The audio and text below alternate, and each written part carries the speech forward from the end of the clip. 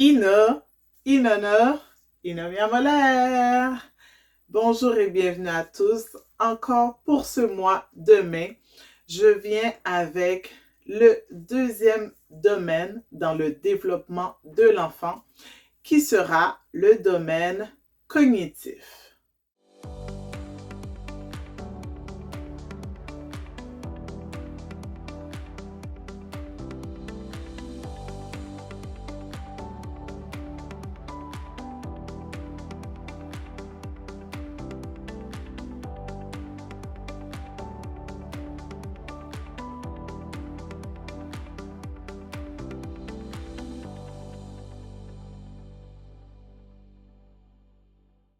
Le domaine cognitif va être pour accueillir des connaissances et comprendre le monde qui nous entoure.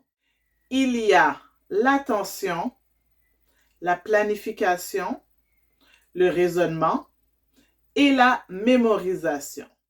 Ces quatre aspects-là vont aider l'enfant à structurer sa pensée. Dans le domaine cognitif, on va parler premièrement de s'éveiller aux mathématiques. Alors, de faire un éveil aux mathématiques, on va voir avec les nombres, les chiffres, les formes, vraiment des petits calculs, que ça soit le nombre de côtés dans un triangle, que ça soit avec les faces d'un dé qu'on peut lancer et voir quel chiffre qui en est sorti. Dépendamment de l'âge de l'enfant, on va faire une activité qui est adaptée à son âge.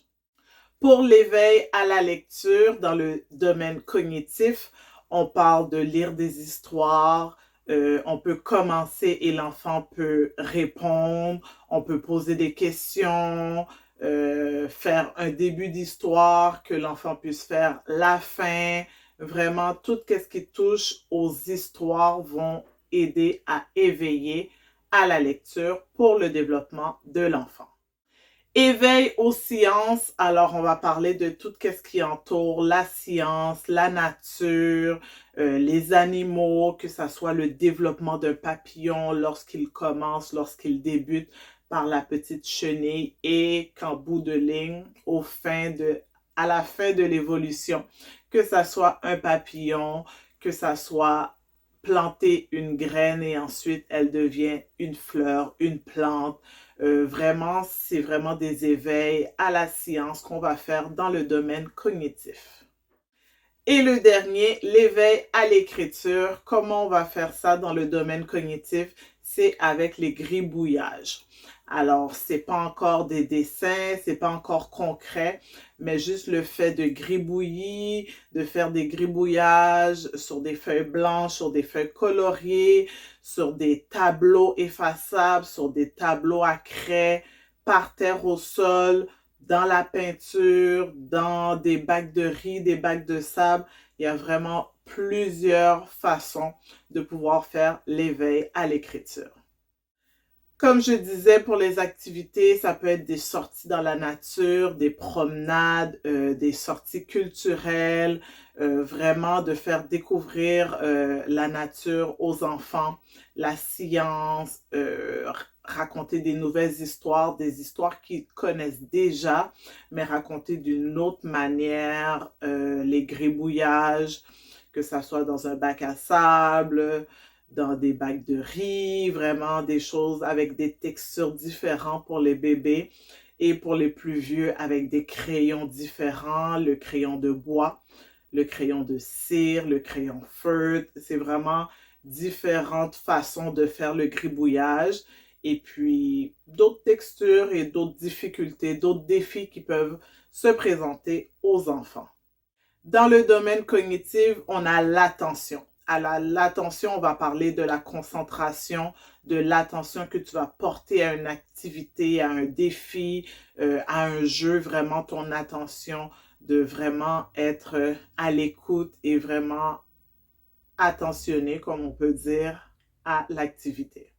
La mémoire avec les jeux de mémoire, faire disparaître un objet, faire le jeu de mémoire traditionnel avec plusieurs images dont deux se retrouvent à être la même image. On tourne au fur et à mesure et on doit se souvenir de où ce que l'autre ami avait tourné la carte pour que lorsque ça soit notre tour, qu'on puisse trouver les 2 camions ou les 2 ballons.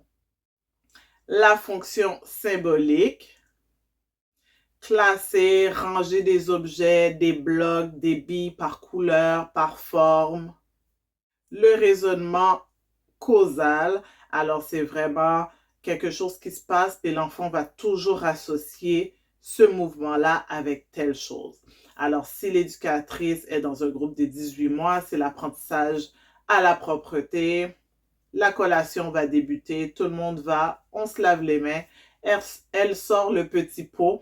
Donc, l'enfant sait déjà que quand on sort le petit pot, ben, c'est le temps que moi qui est en couche, en apprentissage à la propreté, j'aille sur le petit pot pour essayer de faire un pipi ou un caca. La résolution de problème. Et le dernier, la pensée spatiale. Alors, la pensée spatiale, je vais parler de qu'est-ce qui est en haut, l'objet. Place-le en haut de la chaise. Place le toutou en dessous de la chaise. Place la poupée en avant. Place le camion en arrière de la chaise. Alors, tout ça, ce sont les notions spatiales pour la pensée du développement de l'enfant dans le domaine cognitif. Alors, c'était tout pour la vidéo d'aujourd'hui sur le domaine cognitif. Et le prochain domaine sera le domaine langagier. À bientôt!